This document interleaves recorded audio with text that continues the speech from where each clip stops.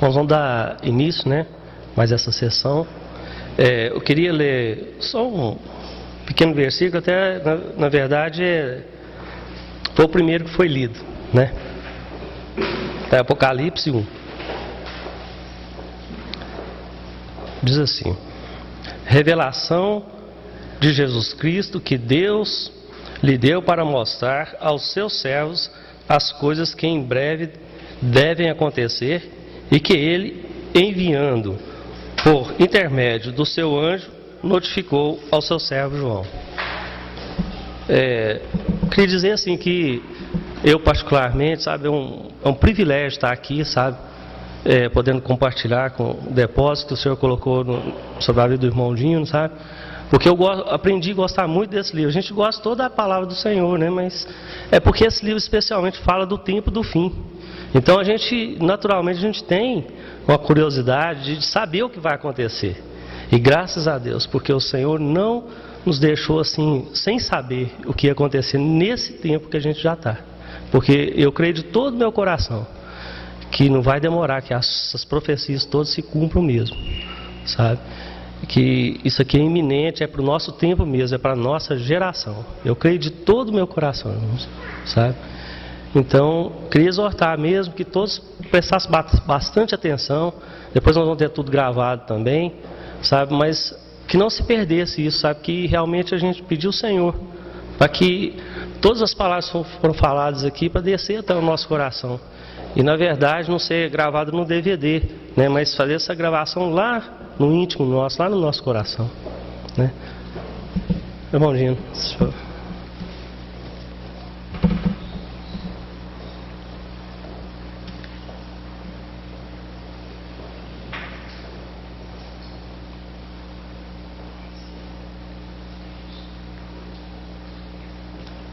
fazer uma oração. Pai querido, Senhor, nós exaltamos o Teu nome nessa noite, Senhor, por tudo que o Senhor é, Pai, porque o Senhor é um Deus de amor, Senhor. E o Senhor é um Deus que revela, Senhor, os Teus propósitos, Senhor. Por isso nós agradecemos o Senhor por tudo, Senhor. Agradecemos o Senhor pela vida do irmão Gino, Senhor, pelo depósito que o Senhor tem colocado no coração dele, Senhor. Senhor, que o Senhor possa dar graça a ele, Senhor, para continuar compartilhando conosco, Senhor, tudo aquilo que o Senhor mesmo quer, Senhor. Em nome do Senhor Jesus.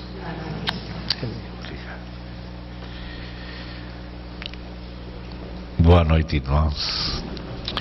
Continuemos orando um pouco.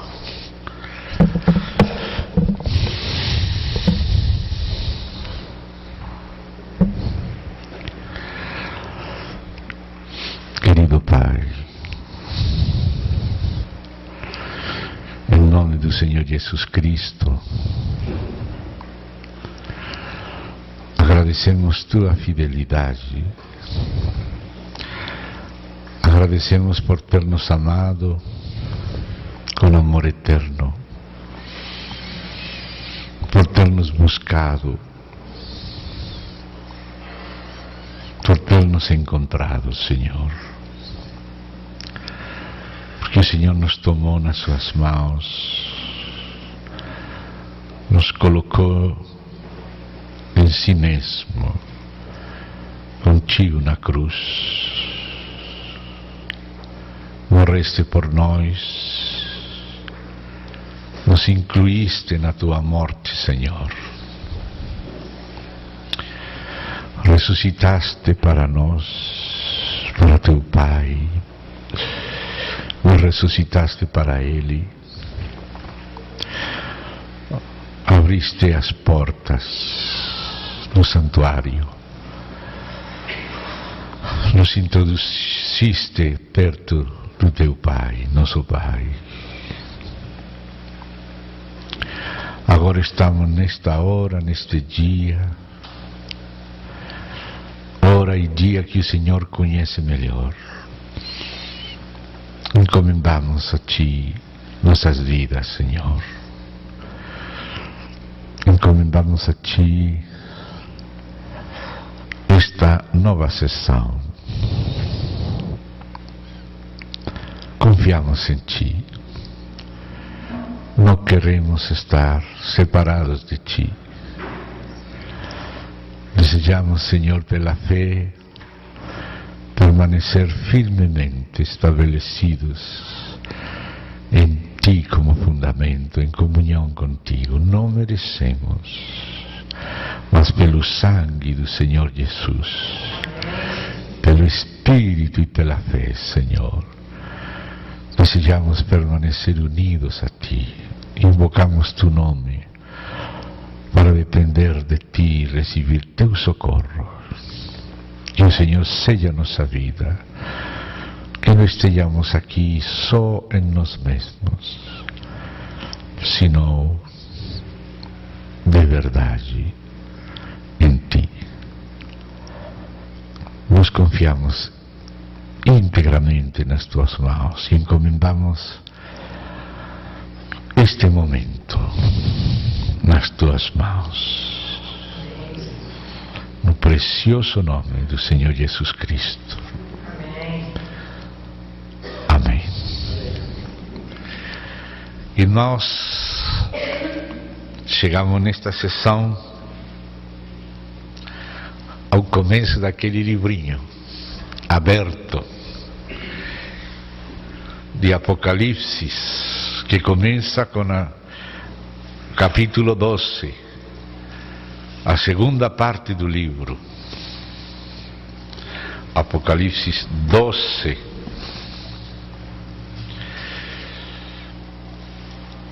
No primeiro livro, que era selado com 7 selos, o 7º selo continha 7 trombetas.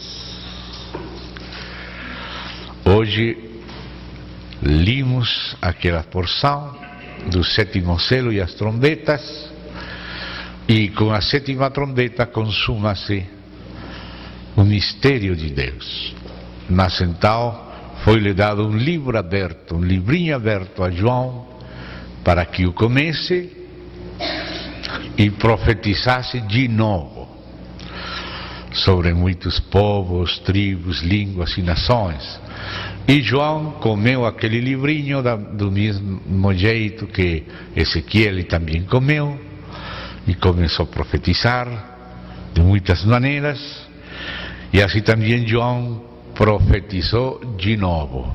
Agora, esta profecia que vamos considerar agora é a segunda parte do livro, que é o profetizar de novo da parte de João, tendo comido o livro. Ou seja, que vamos considerar era o que estava naquele livro aberto, que ele comeu para profetizar. Era uma profecia de novo. Então aqui temos que cronologicamente voltar para trás e voltar a considerar as coisas desde o mesmo princípio, porque agora vai começar a completar a profecia, para colocar o ponto final. Coisas que foram introduzidas e desenroladas ao longo da Bíblia têm que ter sua culminação. E essa culminação aparece nesta segunda parte do livro. E como dissemos na introdução panorâmica, o Apocalipse contém as terminais de todas as coisas que aparecem na Bíblia. Tudo aquilo que começou a ser introduzido como revelação de Deus em Gênesis e que teve uma continuação ao longo da Bíblia, tem que ter uma culminação. E essa culminação está nesta parte. Então vamos abrir a Bíblia no capítulo 12 de Apocalipse, e aí vamos a ver figuras que começam em Gênesis e aparecem ao longo de todas as Sagradas Escrituras. Viu-se grande sinal no céu. Aqui aparecem várias sinais.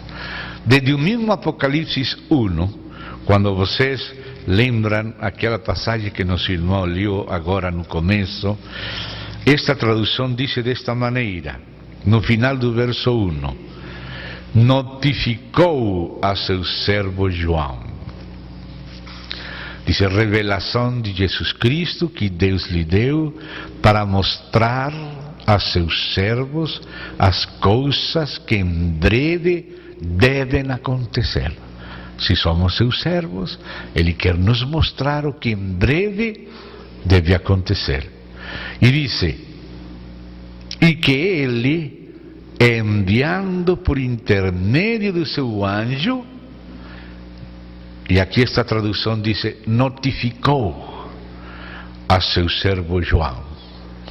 Esta palavra que aqui foi traduzida, notificou, é uma palavra que no grego está composta com alguma raiz que significa sinal, semeion, de onde vem a palavra semântica, semiótica, símbolo. Essa palavra, essa raiz, semeion, donde vem simiente, está incluída nesta palavra traduzida notificou, só que quando nós lemos notificar, não percebimos que é notificar por meio de sinais, por meio de símbolos, porque uma sinal, uma imagem, fala mais que muitas palavras. Então o Senhor às vezes nos ensina mais com uma visão, com uma imagem, com uma figura, com um símbolo, com uma parábola, que se fosse uma explicação muito erudita e acadêmica e longa. O Senhor que nos fez conhece como é nosso entendimento, nossa mente, e Ele nos fala através de parábolas, através de alegorias, através de figuras ou de símbolos.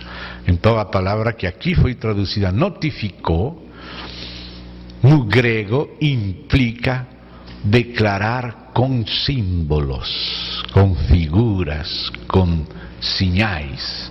Então aqui começa no capítulo 12 a nos mostrar algumas sinais, nos falar com sinais. E essas sinais aparecem aqui. Viu-se grande sinal no céu, a saber, uma mulher vestida do sol, com a lua debaixo dos pés e uma coroa de 2 estrelas na cabeça, que, achando-se grávida, grita com as dores do parto, sofrendo tormentos para dar à luz. Viu-se também outro sinal no céu, e eis um dragão grande, vermelho, com 7 cabeças de chifres, e nas cabeças 7 diademas. A sua cauda arrastra a 3ª parte das estrelas do céu, as quais lançou para a terra. E o dragão se deteve em frente da mulher que estava para dar à luz, a fim de lhe devorar o filho quando nascesse. Nasceu-lhe, pois, um filho varão, que há de reger todas as nações com cetro de ferro. E seu filho foi arrebatado para Deus até ao seu trono. A mulher, porém, fugiu para o deserto, onde lhe havia Deus preparado lugar para que nele a sustentem durante 1260 dias. Vamos por enquanto nos deter aqui. Esta é uma visão dupla. Vem a parte da mulher com seu filho e tem a parte do dragão. Nunca devemos interpretar uma visão sem ter em conta as suas primeiras revelações relacionadas, o princípio da primeira menção. Se nós vamos entender bem este capítulo 12, vamos que ter em conta Gênesis 3:15 e depois a continuação do verso 7, Daniel 12. A parte de Daniel 12 já consideramos, mas esta parte é necessário agora ver em Gênesis 3:15. Vamos aí, a primeira menção que nos diz. É aquele proto-evangelho ao que fizemos menção no início. Disse Deus, falando para a serpente, que aqui mesmo neste capítulo, o apóstolo João vai chamar de a serpente antiga, o diabo e Satanás, como vocês podem ver no verso 9. Apocalipse 12:9 diz: e foi expulso o grande dragão, a antiga serpente. Ou seja, aqui está identificando o dragão com a antiga serpente, a que vamos ler de Gênesis 3:15, que se chama diabo e Satanás, o sedutor de todo mundo. Sim, foi atirado para a terra e com ele os seus anjos. Então, amados, isto que lemos em Gênesis 3:15 é acerca dessa serpente e também acerca dessa mulher e também acerca desse menino. Porque não vamos poder interpretar o filho varão sem relação com a semente da mulher. Porque a primeira menção se tem que ter em conta para interpretar as demais.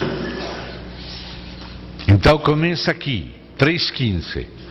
Porém, inimizade entre ti, ou seja, a serpente. Por isso, João chama de antiga, que é o diabo, Satanás, o dragão. E a mulher. Já aparece no início a mulher e a serpente. Entre a tua descendência, ou seja, a descendência da serpente, e o seu descendente, ou seja, a semente da mulher. Este, ou seja, que um varão, te ferirá a cabeça, e tu lhe ferirás o calcanhar. Então o Senhor já profetizou, já que falamos daquelas duas correntes da história, mas as figuras que aparecem em Apocalipse 12, que é voltar a profetizar de novo, e foi direto para a primeira profecia e completar as profecias e colocar o ponto final, voltou para Gênesis, com a mesma figura da mulher, seu filho e a serpente, que é o dragão.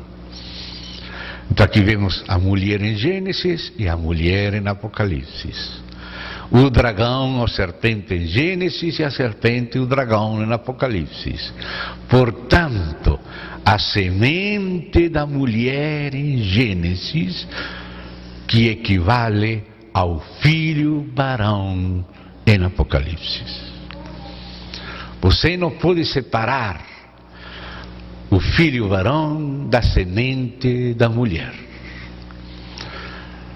Jesus nasceu da Virgem Maria por causa da profecia acerca da semente da mulher, porque normalmente não é a mulher que tem semente, é o homem que tem semente, mas aqui aparece a semente da mulher, ou seja, da mulher nasceria alguém sem a intervenção do varão, e esse filho varão que nasceria da mulher, sem intervenção de homem, seria um homem que venceria a Satanás e aplastaria a sua cabeça, ainda que fosse ferido no calcanhar. Então a morte de Cristo é considerada como uma ferida recebida pelo Senhor no calcanhar, no pé, ou seja, ele pisou a cabeça da serpente na cruz, e ao pisar ele foi ferido, mas ele ressuscitou. O inimigo foi aplastado, foi derruído e vencido pelo Senhor Jesus. Portanto, a semente da mulher, Emmanuel, Deus conosco, aquele menino que nasceu da Virgem, como diz em Isaías 7,14, essa é a señal. Diz que o Senhor nos daria uma señal. E aparece outra vez a palavra sinal. E qual era essa sinal? Que a Virgem conceberia e daria à luz um menino que seria Deus conosco. Isaías 7,14. Essa é a sinal. E agora vuelve a falar aqui da sinal. A mulher dando à luz um menino. Esse menino é o Cristo de Deus. O Senhor Jesus Cristo é o cumprimento da semente prometida à mulher. Aqui a mulher é tipificada como a mulher de Deus ao longo de toda a Bíblia. Sempre Deus, quando fez a mulher, a fez figura do seu próprio povo, tanto de Israel no Antigo Testamento, como da Igreja no Novo Testamento. A figura do matrimônio aparece desde Adão e Eva. Adão, dizem Romanos, figura daquele que viria. E Eva, como diz 2 Coríntios 12, figura da Igreja. Mas no Antigo Testamento, o povo de Deus começava com Israel. E Deus agia como um marido para seu povo. E Ele fala que Ele é um marido para Israel. Às vezes até faz certas coisas, por exemplo, disse para Oséias, o profeta, que vai se casar com uma mulher fornicária, porque seu povo fornica detrás dos ídolos. Então aquela figura do homem e da mulher sempre aparece na Bíblia desde o princípio até o final. Então, no Novo Testamento, Jesus também aparece casado ou casando-se. Um rei que quis fazer bodas a seu filho. Desde o início, já o próprio João Batista já tinha essa revelação. Ele dizia que ele era o amigo do esposo, mas aquele que tinha que ter a esposa era o esposo, não o amigo. Então João era o amigo do esposo, mas Jesus é o esposo. Portanto, a igreja é a esposa. Então, o povo de Deus é um povo em continuidade. Por isso é que em Efésios, o mistério do Evangelho, o mistério de Cristo, como diz Efésios 3, é esse, que os gentios são membros e cordeiros do mesmo corpo por meio do Evangelho. Existia um povo de Deus, um bom olivo, uma boa oliveira, que se referia ao povo de Deus, a esposa de Deus, que era Israel. Mas ele estava visando não somente Israel. Quando Deus chamou a Israel, ele estava pensando em abençoar todas as famílias da terra. Tinha que começar por Israel, tinha que começar por Abraão. Abraão, na tua semente serão benditas todas as famílias da terra. Então a intenção de Deus é salvar pessoas. Deus quer que todos os homens sejam salvos. Esse é o coração de Deus. São os homens que não querem ser salvados por Deus. Mas Deus quer que todos sejam salvos. E a morte de Cristo foi suficiente para salvar a todos. Se alguns não são salvos, não é porque Deus não quer, senão porque eles não querem. Porque Deus respeita a decisão das pessoas. Eu quis juntar teus filhos, mas você não quis. Deus quer que nós também queramos a mesma coisa que Ele quer. Isso que é um casamento. Um casamento tem que ser consensuado. Os dois têm que dizer amém. Os dois têm que querer. Então esta mulher representa a este povo de Deus. incluso anterior ao próprio Israel, porque Israel foi o nome de Jacó. Pero antes de Jacó, Deus já teve povo. O próprio Adão creu em Deus. Enoque caminhou com Deus, profetizou acerca do Senhor. Noé também. E depois veio Abraão, depois Isaac, depois Jacó, e Jacó virou Israel e teve 12 filhos, e teve 12 tribos, e chegou a ser o povo de Israel.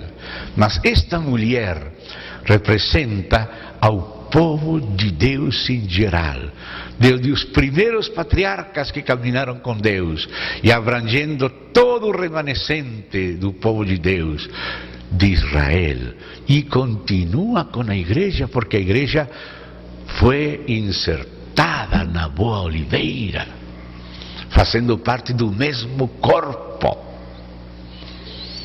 Do mesmo corpo. Há um só corpo, e portanto há uma só mulher, que representa ao povo de Deus, tanto do Antigo como do Novo Testamento, e isso se vê claro nas figuras que aparecem com esta mulher. Por exemplo, olha o que diz: vestida do sol. O sol é figura de Cristo. A palavra de Deus diz que ele é o sol da justiça.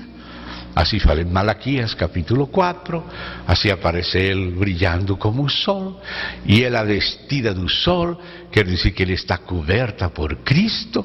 Aqui vemos o aspecto cristão da igreja desta mulher, mas ao mesmo tempo ela está com os pés sobre a lua. Por isso diz, com a lua debaixo dos pés. A lua não tem luz própria. A lua somente reflete a luz do sol. Portanto, o sol representa a realidade e a lua representa seu reflexo, sua figura, sua tipologia. No Antigo Testamento, o que Deus tinha que fazer com a igreja foi tipificado, preparado por Deus através de Israel. O cordeiro foi sacrificado, a unção de óleo foi derramada, o tabernáculo e o templo foi levantado. Tudo isso era figura para a igreja.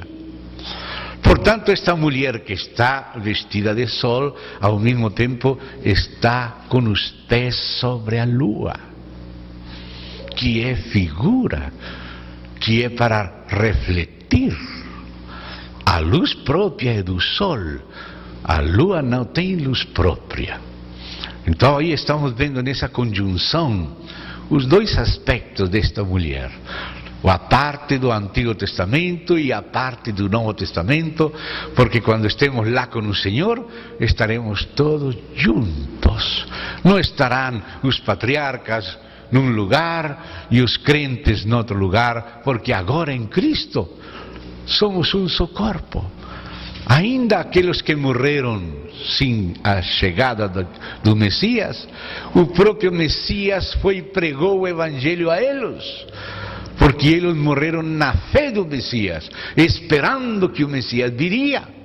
E o Messias, quando morreu, visitou eles no Hades, na sessão de descanso que tinha o Hades. E eles que esperavam o Messias, conheceram o Messias e receberam o Messias. E agora estaremos todos juntos, e ainda Israel vai-se voltar nos últimos tempos ao Messias. Portanto, será parte do corpo de Cristo, Israel, através do Messias. Porque qualquer que recebe o Messias, seja judeu ou gentil, é batizado num só corpo. E esse corpo é esta esposa, que começou no Antigo Testamento, mas que continua no Novo, e agora é a igreja. E tem um terceiro detalhe: as 12 estrelas. Diz, e uma coroa de 12 estrelas na cabeça. Enquanto a Israel, Você lembra naquele sonho que teve José? José, figura de Jesus, o próprio nome muito semelhante. Foi vendido também por umas moedas de plata, como Jesus iba a ser vendido. Saiu da cisterna para se sentar ao lado do faraó e se casou com uma mulher gentil, assim como Cristo também saiu da tumba e ressuscitou e se sentou à destra do Pai. E tem um povo de gentios que formam parte agora da igreja, mas também tem judeus. Então José é uma figura de Cristo. E José viu a seus irmãos como se fossem estrelas. Ele teve 2 sonhos e estão descritos em Gênesis. E nesses 2 sonhos, em um deles aparece o sol, a lua e as estrelas. E as estrelas eram seus irmãos. Portanto, essas 2 estrelas representam as tribos de Israel. Mas essas tribos de Israel, no reino do Senhor, vão a ser julgadas por os 12 apóstolos. No Novo Testamento, os apóstolos têm certo relacionamento com as tribos. Jesus falou a eles que tinham acompanhado ele nas suas provas, de que no reino se sentariam em 12 tronos, julgando as 12 tribos de Israel. Então este número 12 tem a ver tanto com os nomes dos filhos de Israel, as tribos, como com os apóstolos. E na Nova Jerusalém você vê as 12 portas com os nomes dos filhos de Israel, e também vem os 12 cementos do muro da Nova Jerusalém com os nomes dos apóstolos. Aí você vê os apóstolos e os filhos de Israel juntos na esposa que é a Nova Jerusalém. Então esta mulher que começa em Gênesis termina na Nova Jerusalém, é a mesma mulher. E uma mesma, não importa que tenha uma parte no Antigo e outra parte no Novo Testamento.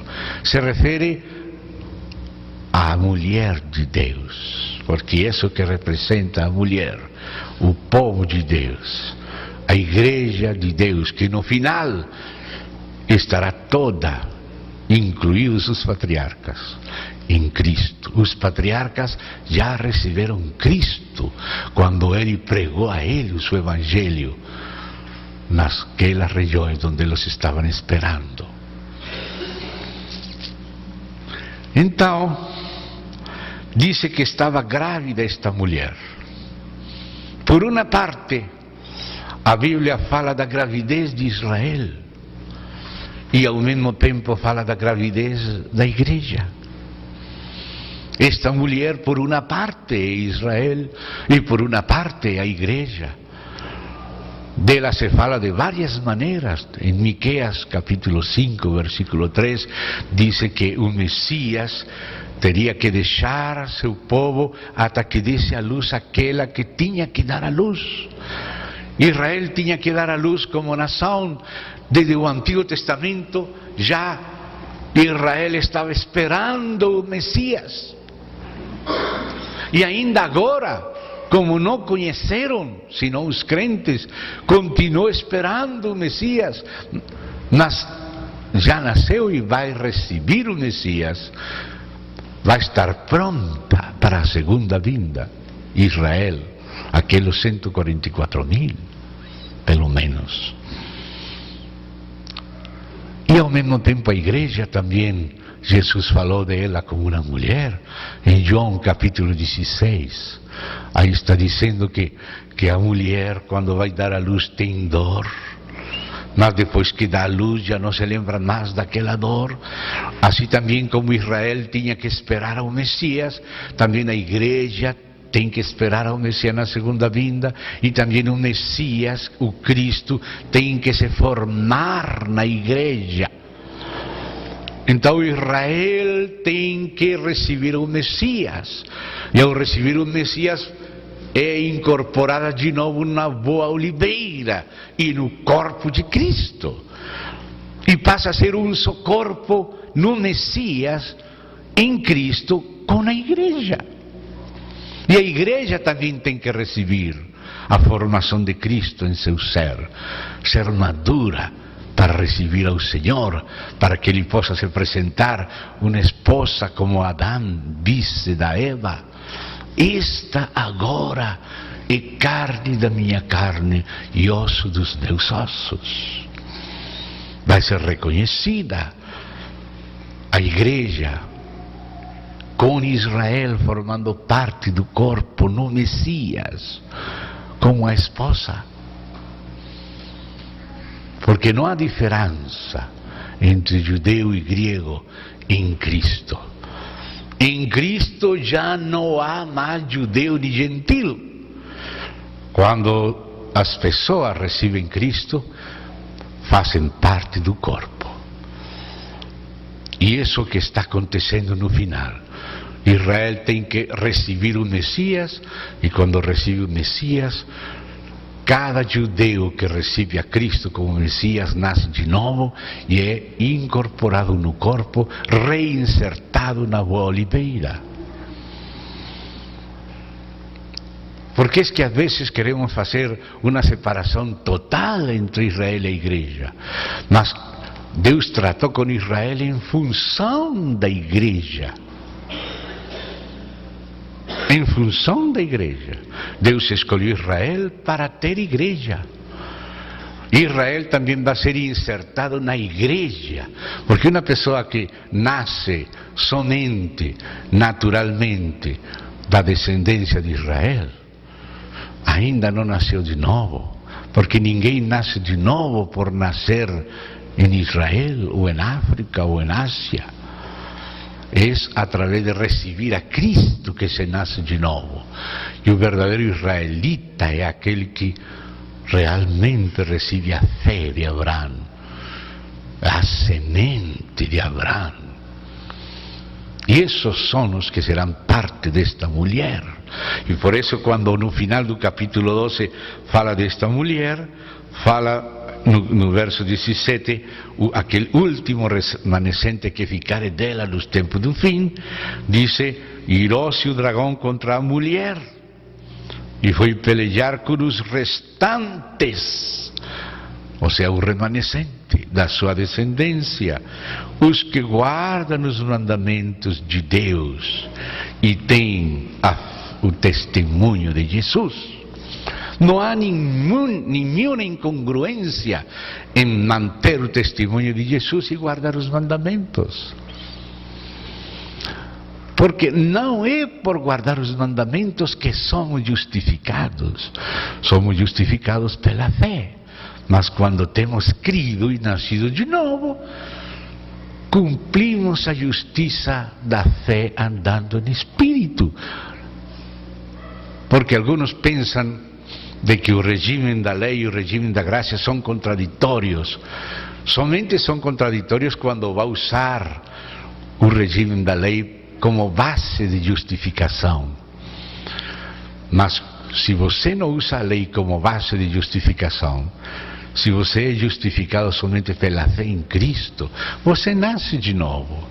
E você recebe pela fé o Espírito. E quando o Senhor coloca o Espírito em você, Ele diz: eu colocarei meu Espírito em vocês e vos farei andar nos meus estatutos. Quando você está em Espírito, você cumpre a lei não por obrigação, sino por natureza, por alegria, amando a Deus, amando o seu próximo. Porque alguns pensam que a graça consiste em desobedecer a lei. Isso é uma mala interpretação da graça. A graça não veio só para nos perdoar, veio também para nos libertar, veio também para nos reconstituir e nos fazer obedientes, a obediência da fé. E aquele que está em Cristo, então, cumpre a lei. Não usa a lei para se justificar, mas ama a Deus e ama seu próximo, o qual é o cumprimento da lei. Então aqui aparecem os que guardam os mandamentos de Deus e tem o testemunho de Jesus. Essas são as pessoas normais, membros do corpo de Cristo. Não estamos entrando aqui em teologia de justificação pelas obras, simplesmente estamos vendo o fruto do Espírito. Jesus também disse: amai-vos uns aos outros, esse é um novo mandamento. Mas esse novo mandamento não se obedeceria se não fosse pela graça, pelo Espírito, fluindo gratuitamente pela fé, através de nós, nos conduzindo à obediência da fé. Então, irmãos, seguimos acá. Esta mulher estava grávida. Já desde o Antigo Testamento, quando Israel esperava o Messias, já estava grávida. E ainda depois que veio o Messias e disse que os deixou. Vamos ler essa passagem aí, irmão, porque gostaria que vocês conheçam essa passagem que mencionamos de Miqueias, capítulo 5, versos 1, 2 e 3, que tem a ver com isto nestes tempos. É muito necessário ver esta passagem. É uma passagem chave. É uma passagem no hebraico bastante difícil.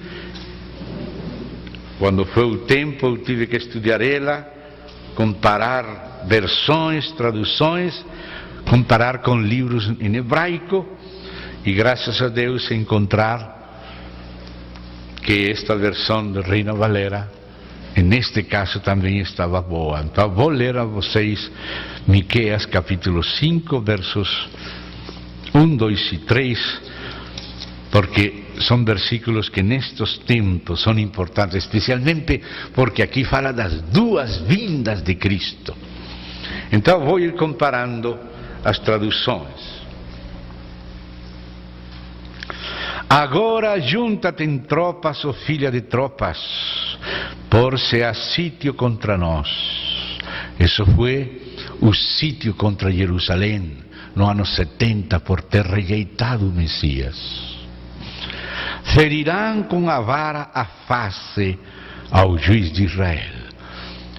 Isso foi o tratamento que se fez do Senhor Jesus, sofriente.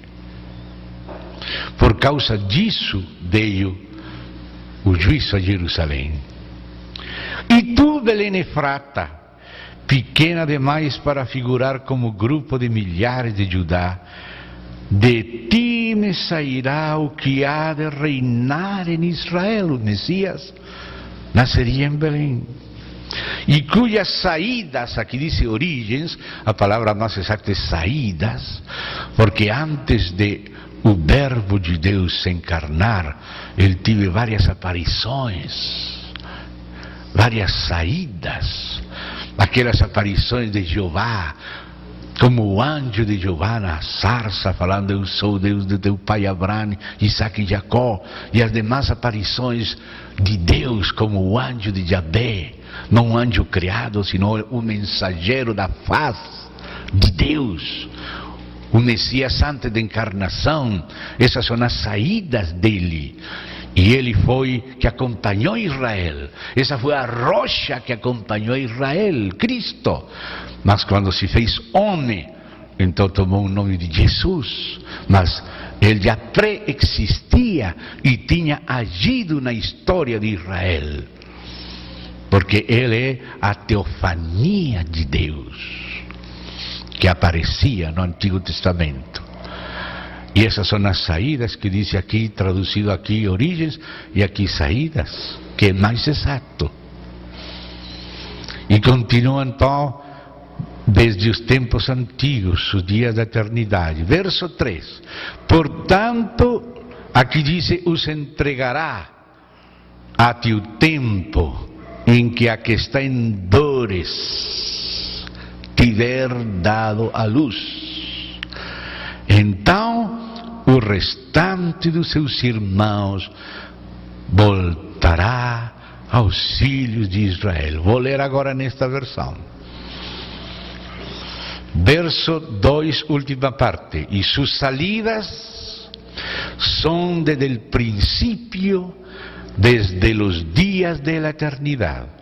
Pero los dejará. Esse que diz que entregará, os deixará hasta el tiempo, até o tempo que dê a luz, a que há de dar a luz.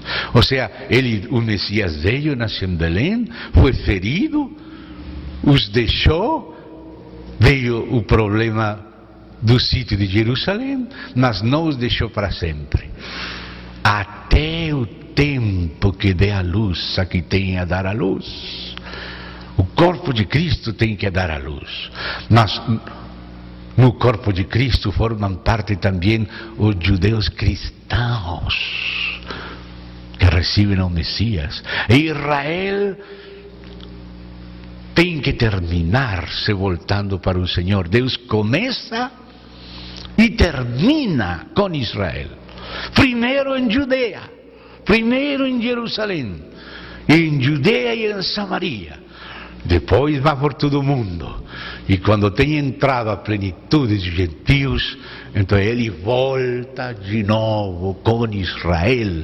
E olharão aquela que traspassaram e chorarão, como choram por primogênito, e se lamentarão, e haverá para eles uma fonte de purificação, e o Espírito Santo será derramado sobre eles.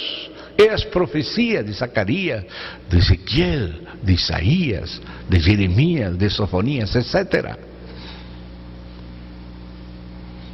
Até que dê a luz a que tem que dar a luz. Tanto Israel como a igreja tem que dar a luz. Israel tem que ser reunido quando se acabe a dispersão do poder do povo santo. Disse Daniel, tudo isto será cumprido. Israel foi disperso como povo natural, como semente, porque a semente de Abraão é como o pó da terra e as estrelas do céu. O pó da terra representa o povo terrenal de Deus, que era Israel, e é Israel no natural. E o pó, as estrelas do céu, representa a igreja. Mas quando Israel receba o Messias, já não haverá essa diferença. Será o mesmo corpo, porque não há mais judeu nem gentil, porque a cruz terminou com as diferenças e o Espírito nos batiza num mesmo corpo, seja judeu, grego, bárbaro, escita, homem, mulher. Todas as diferenças se acabam, existe um só corpo, e por isso esse versículo 3 termina falando assim: los dejará hasta el tiempo que dé a luz la que ha de dar a luz, y el resto de sus hermanos se volverá con los hijos de Israel.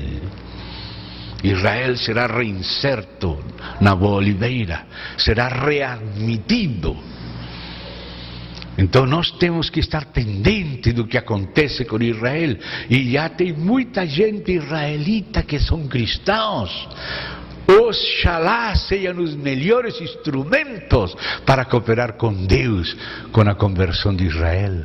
Porque Deus está traindo de novo a Israel aquela terra. Mas a terra externa não é suficiente. Necessitam a terra verdadeira, a boa terra, que é a plenitude de Cristo.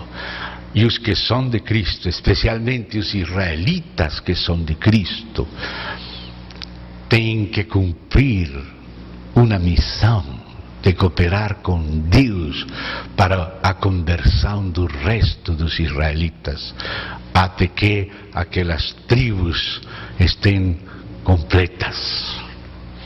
Israel será salvo. E o resto, o remanescente dos irmãos do Messias, se juntará com os filhos de Israel, como falou o Senhor Jesus Cristo. Falou para eles em Israel: eu tenho outras ovelhas, que não são de este redil. Está o redil de Israel e o redil dos gentios.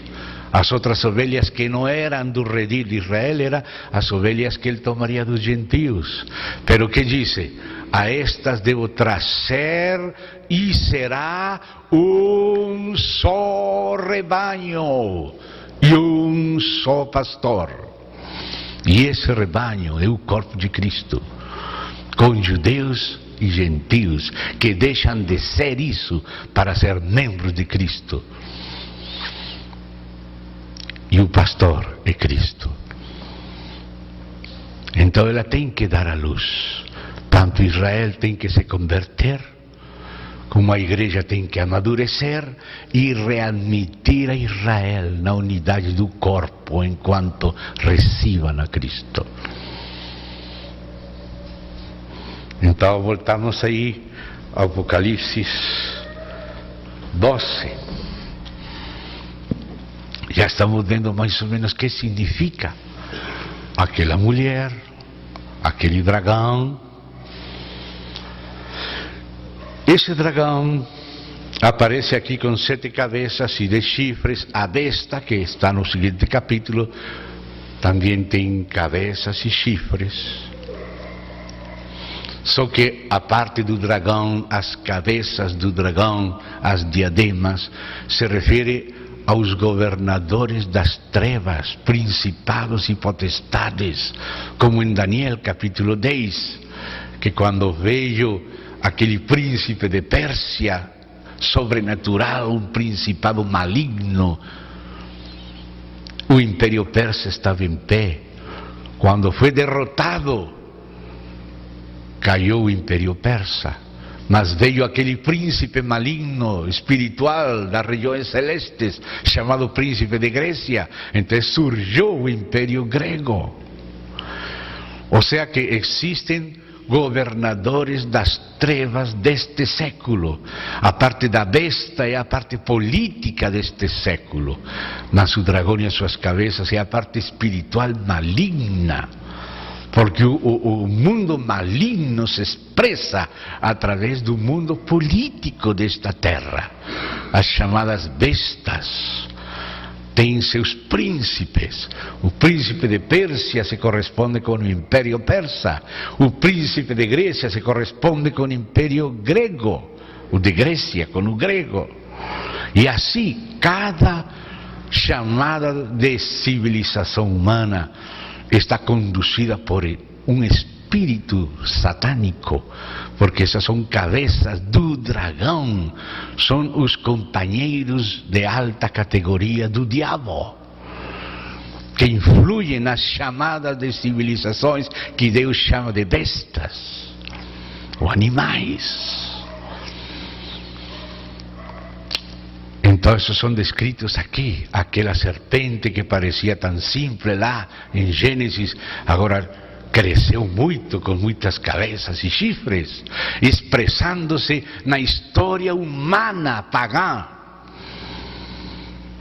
E ao mesmo tempo que o diabo está fazendo seu trabalho grande, o Senhor está fazendo dele com simplicidade. Uma mulher na angústia do alumbramento para dar à luz um menino. Israel esperando o Messias, no Antigo e ainda agora no Novo Testamento. Mas a igreja recebeu o Messias, e da igreja formam parte todos os judeus cristãos, a igreja em Jerusalém, as igrejas de Judeia, as igrejas de Samaria, da Galileia. Mas agora, Israel como nação tem que receber o Messias.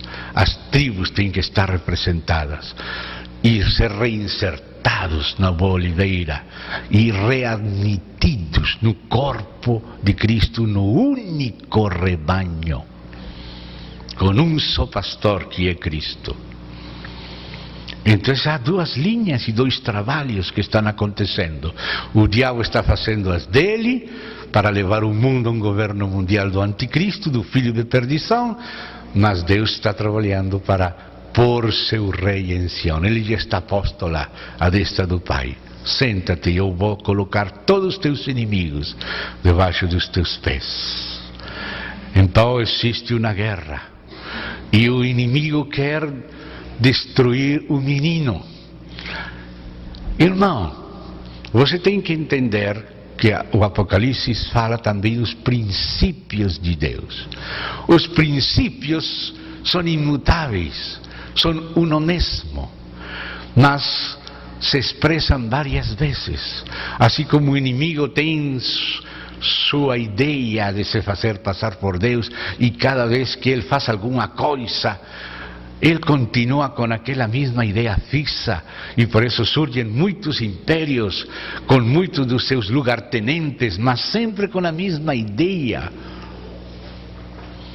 E por isso é que o Senhor utiliza as parábolas do mundo também natural, das plantas, do trigo, do joio. Se você toma uma planta de maíz, ele sempre se desenvolverá do mesmo jeito, não importa quantas vezes, o princípio é o mesmo. Às vezes Deus diz que vai acontecer uma coisa, não é necessário senão que fale uma vez. E essa coisa tem que acontecer pelo menos uma vez. Mas às vezes Deus mesmo faz que aconteça várias vezes. Às vezes fala de Jerusalém, que vai acontecer com Jerusalém tal coisa, e acontece mesmo, não só uma vez, sino 2, 3, 4, 5, 6, 7 vezes acontece, para que todas as gerações estejam prontas. O livro de Eclesiastes diz algo que gostaria que meus irmãos leiam, que é um princípio muito necessário ter em conta na profecia para ver o cumprimento tipológico e o cumprimento final. Eclesiastes, vamos aí ao livro de Eclesiastes, capítulo 3, versos 14 e 15. O pregador, o Kohelet, Eclesiastes, vamos ler essa passagem. Capítulo 3, versos 14 e 15.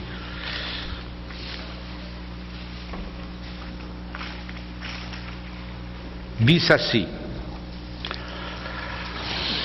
sei, disse Salomão, que tudo quanto Deus faz durará eternamente. Nada se lhe pode acrescentar e nada lhe tirar. E isto faz Deus para que os homens temam diante dele. O que é, já foi. E o que há de ser, também já foi. Deus fará renovar-se o que se passou. Você vê, o futuro, o que se vai dar no futuro, já se deu no passado. Como vai florescer esta planta de milho? Como floresce a planta de milho anterior? Há uma lei de florescimento da planta. Se se dá lugar a essa classe de semente, essa semente vai produzir isto agora. Se dá lugar outra vez para que se expresse, se vai expressar de novo do mesmo jeito. O que há de ser, já foi. Por isso, o que vai acontecer no futuro, já aconteceu no passado de maneira tipológica. Por isso é que vamos encontrar expressões na Bíblia que dizem: a besta que era, não é, mas será. Era porque foi um cumprimento típico. Cumpriu a profecia, mas tipologicamente não era definitiva, por isso não é agora, mas será de novo. O que há de ser, já foi. E Deus restaura o que passou. Temos que ter em conta esse princípio, porque muitas profecias que são anunciadas umas 10 ou 2, às vezes têm cumprimentos repetidos, os quais são tipológicos, que nos ajudam a entender como será o cumprimento final, porque o mesmo Espírito já se manifestou no passado. Se isto entendemos, muitas coisas vamos entender da Bíblia. Então voltamos aí para Apocalipse. Diz que esta mulher ia dar à luz e aquele dragão estava querendo engolir esse menino. Vocês lembram o que aconteceu no tempo quando Herodes ouviu falar que tinha nascido aquele menino? Herodes acaso não era o representante do governo romano? E o governo romano não era acaso uma dessas cabeças do dragão? Porque os impérios são as cabeças da besta, são as bestas, mas o seu governo espiritual são as cabeças do dragão. E o dragão, através do império romano, através do Herodes, queria destruir o menino. Mas Deus avisou com tempo a José. E eles fugiram com Maria e foram para Egito e foram guardados. 3 anos e meio estiveram lá e depois voltaram de novo para Israel e foram para Nazaré. Esse é um cumprimento típico. Depois, quando os exércitos de Israel, de Roma, quiseram destruir Jerusalém, o Senhor mandou sair aos cristãos para a Jordânia. Foram para Peia, lá foram protegidos. E nestes dias vimos de novo que a mesma coisa acontecerá no tempo do fim.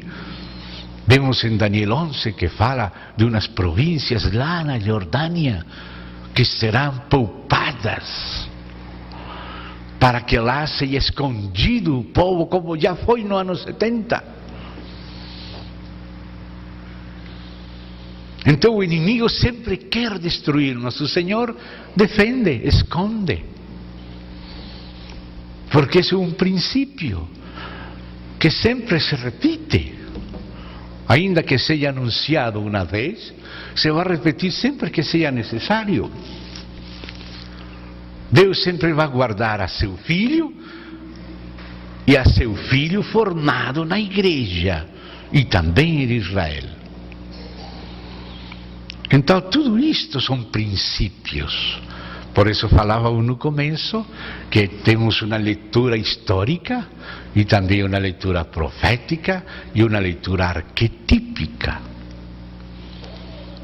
Porque o Senhor, através disto, mostra coisas que passaram e que projetam uma sombra profética.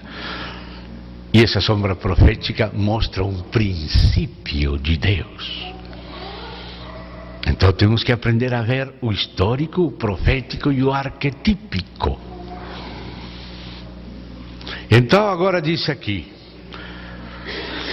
nasceu, aí diz que o dragão se deteve à frente da mulher que estava para dar à luz, a fim de lhe devorar o filho quando nascesse, assim como o dragão quis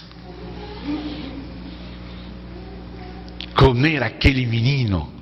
Maria é uma figura da igreja, porque ele era do povo de Israel e cria em Cristo. Quando ela disse, seja comigo, segundo a tua palavra, aquele amém dela, então ela ficou grávida porque ela disse amém. Do mesmo jeito nós, a igreja, quando nós dizemos amém e cremos a palavra do Senhor, nós também, como Maria, mas espiritualmente, ficamos grávidos para que Cristo se forme em nós. E também Israel, também, quando crê no Messias. É a mesma coisa. Então agora diz aqui que o dragão queria devorar o menino, ao próprio Cristo, também a Israel, o remanescente de Israel messiânico, também a igreja, também aos cristãos, nos quais se forma Cristo, também. É o mesmo princípio. Assim é o inimigo, sempre vai agir da mesma maneira. Nasceu-lhe, pois, a esta mulher, ou seja, Israel antigo primeiro, um filho varão, que é o Messias. Veja as palavras que diz aí, que há de reger todas as nações com cetro de ferro. Vamos, Apocalipse, capítulo 19. Aí você vê que há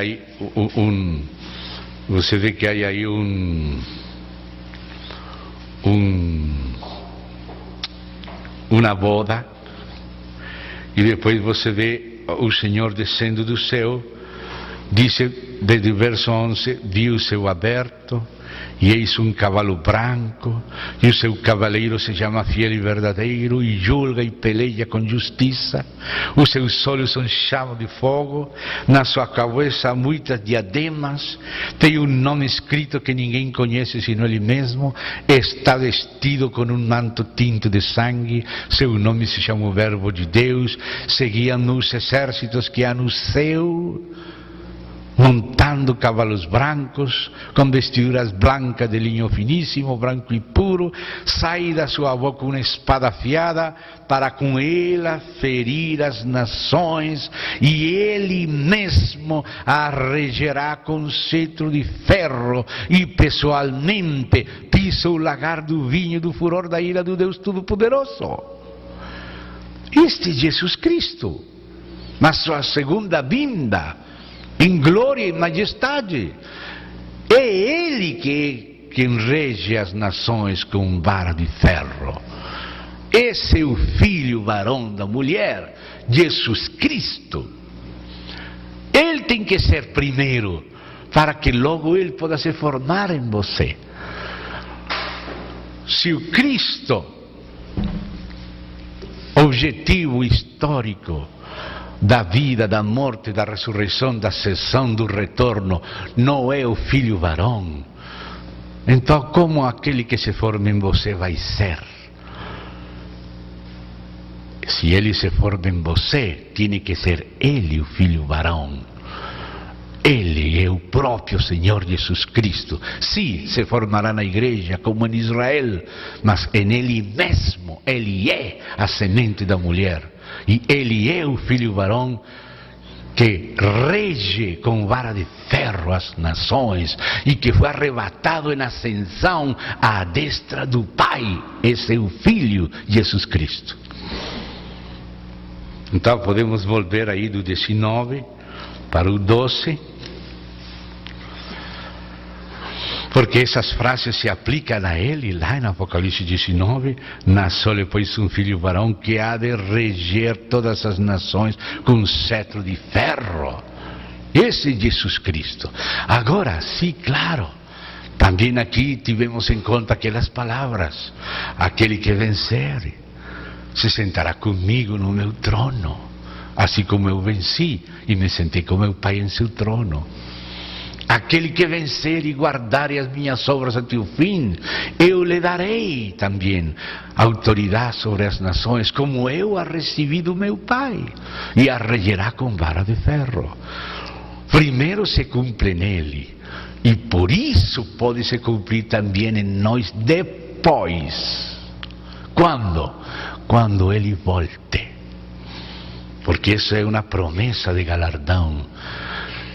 Eis que venho pronto e meu galardão comigo, para recompensar a cada um segundo sejam suas obras. Quando é que nos sentaremos com ele no seu trono? Quando é que nós com ele regeremos com vara de ferro também como ele as nações? Depois que ele venha na final trombeta, não antes. Não haverá um arrebatamento antes da ressurreição. Não precederemos os que dormem.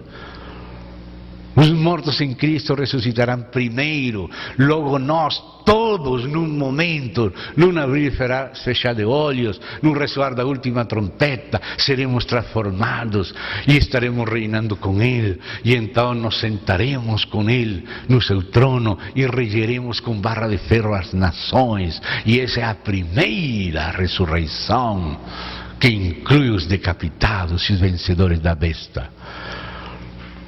Mas ele é aquele que foi arrebatado primeiro ao trono de Deus. Ele é primeiro filho varão. E ele é também o filho varão que se forma em nós. Como disse que a igreja tem que crescer à estatura da medida do varão perfeito. Mas não podemos tomar só a formação de Cristo separando dele. É ele o filho varão, que reina e ascendeu e se sentou, que nos sentará com ele, se permitimos que se forme em nós. E quando seremos sentados com ele? quando Ele venha, não antes. Quando Ele venha. Então, agora diz o seguinte: a mulher, porém, não diz quando, não sempre tem que dizer quando.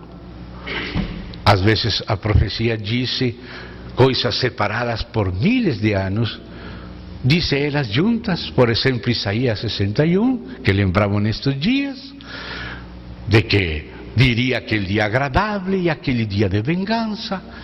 E Jesus leu hasta a vírgula referida ao dia agradável e disse: hoje se cumpre esta escritura diante de vocês. E a parte da vírgula depois, que fala do dia de vingança, não leu porque seria na segunda vinda, depois de toda a história da igreja. Então, a mesma coisa acontece aqui. Falou o essencial dele, o princípio que se aplica primeiro nele mesmo e depois nela, que inclui Israel e o corpo. E agora fala dela. A mulher, porém, fugiu para o deserto. Assim como Maria fugiu, como Israel fugiu, como os cristãos primitivos fugiram. Também aqueles irmãos que estão lá, vendo os acontecimentos do fim, também vão fugir, como Jesus falou que fugissem. Quando veio Jerusalém rodeada de exércitos, fujam. Aconteceu no ano 70, fugiram. Para onde? Para a Jordânia. E agora diz o Senhor a mesma coisa. Quando estão acontecendo todas estas coisas, tem que fugir. Os que estão na Judeia têm que fugir. E já Deus preparou um pacto de Jordânia com Israel para proteger os fugitivos, os que fugem. Já lemos isso em Isaías 16 e em Daniel 11. E agora Apocalipse 12 fala de aqueles que estão lá, vão fugir para onde disse que fugiriam. Os fugitivos a ser protegidos até a destruição do destruidor. Dice: onde lhe havia Deus preparado lugar para que nele a sustentem durante 1260 dias. Esses são os 3 anos e meio da grande tribulação no governo do anticristo. Houve peleja no céu. Miguel e seus anjos pelejavam contra o dragão. Também pelejaram o dragão e seus anjos. Todavia não prevaleceram. Irmãos, alguns querem colocar esta peleja aqui antes da grande tribulação. Mas, amados, lembremos que já limos desta peleia de Miguel em Daniel capítulo 11 e 12.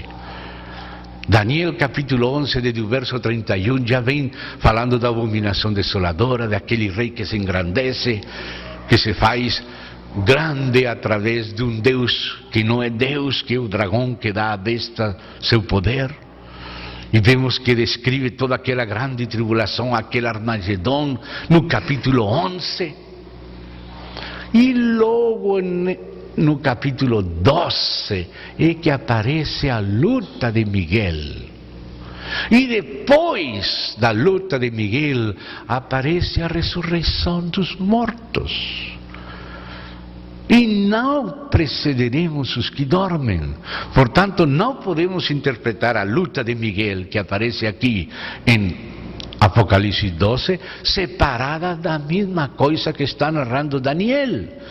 Porque se fosse coisa diferente, onde estaria o princípio de hermenêutica estabelecido pelo próprio Senhor, que diz que em boca de 2 testemunhas ou 3, 2 ou 3, tem que constar toda a palavra.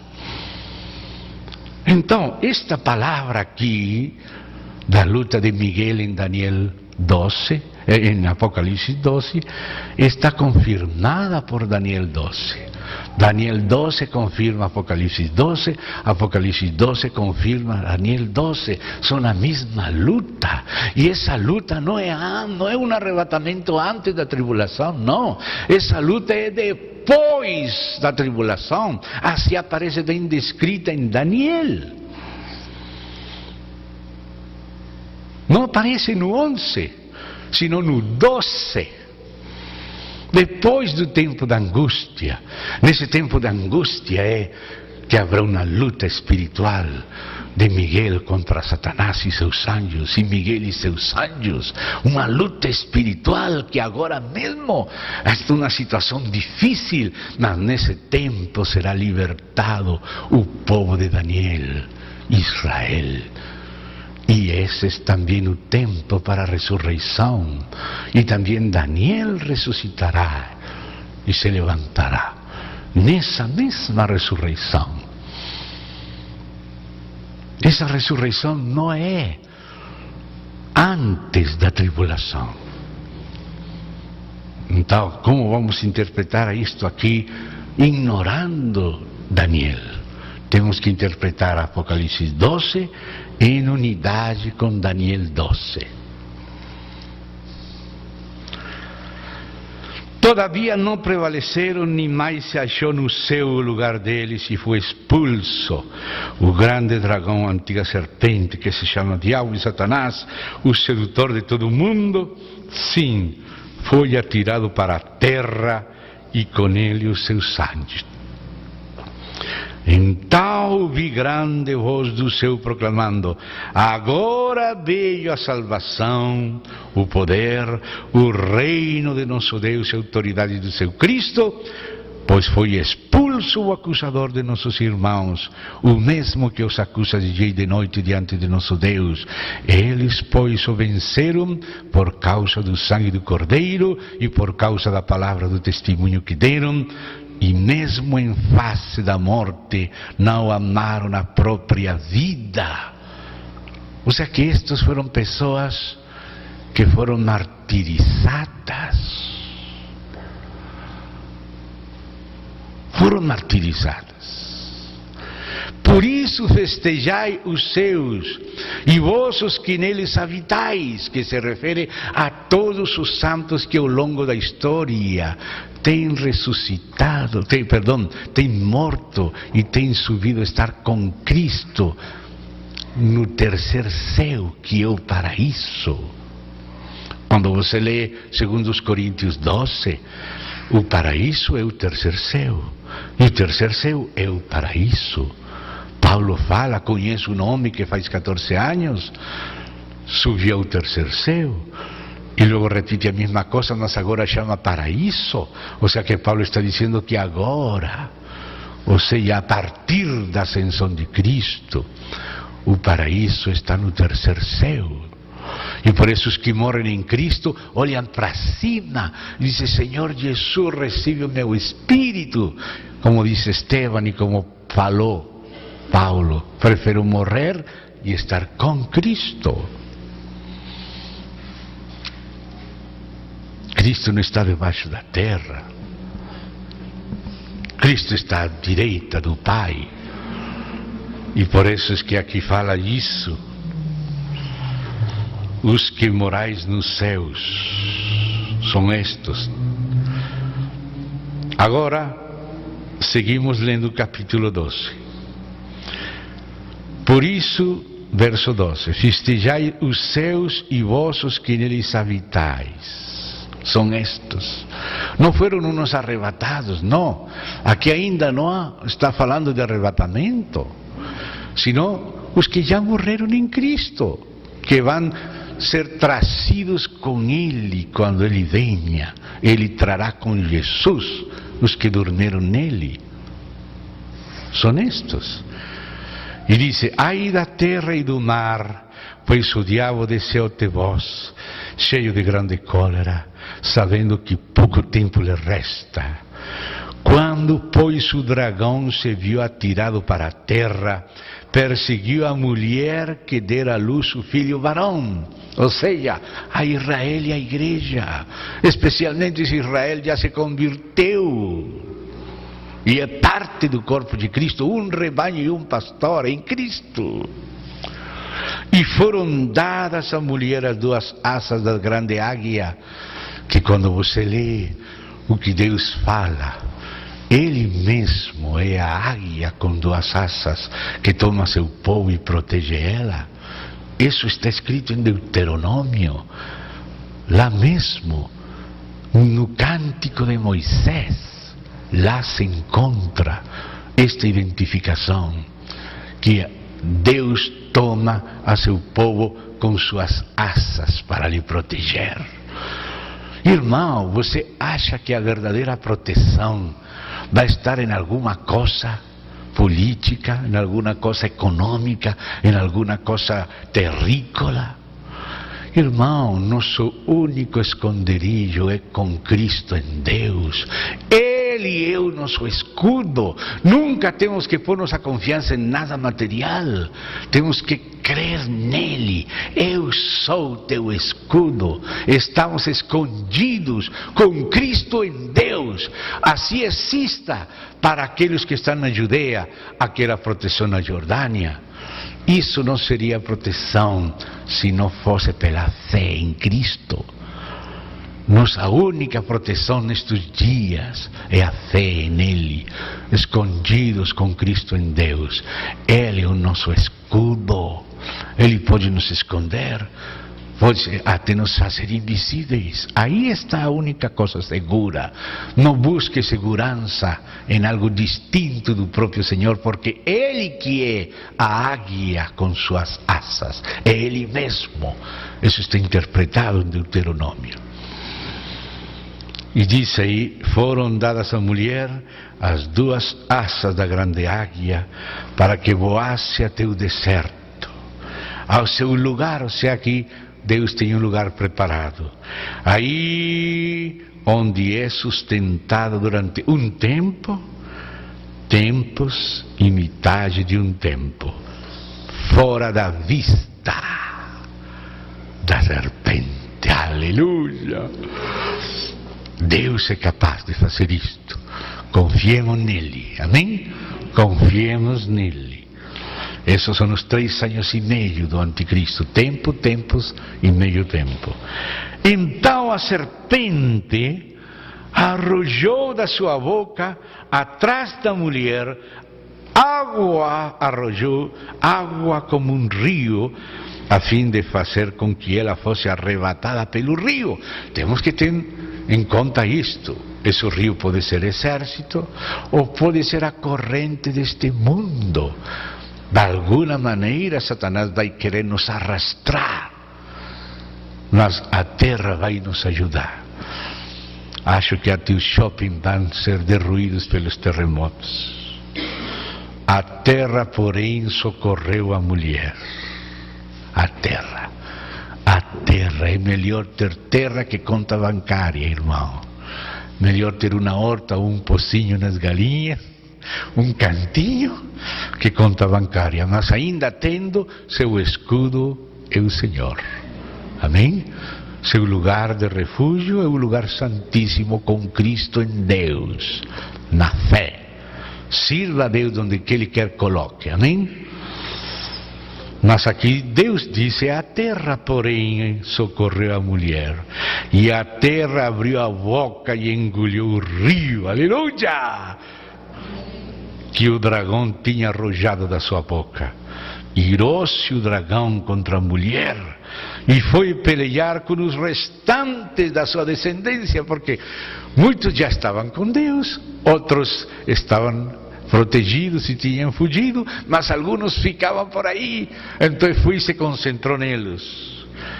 Os que guardam os mandamentos de Deus e têm o testemunho de Jesus. E se pôs em pé sobre a areia do mar. Esse foi o inimigo, que é o passo para o seguinte capítulo. Então estamos na hora, não? Vamos descansar.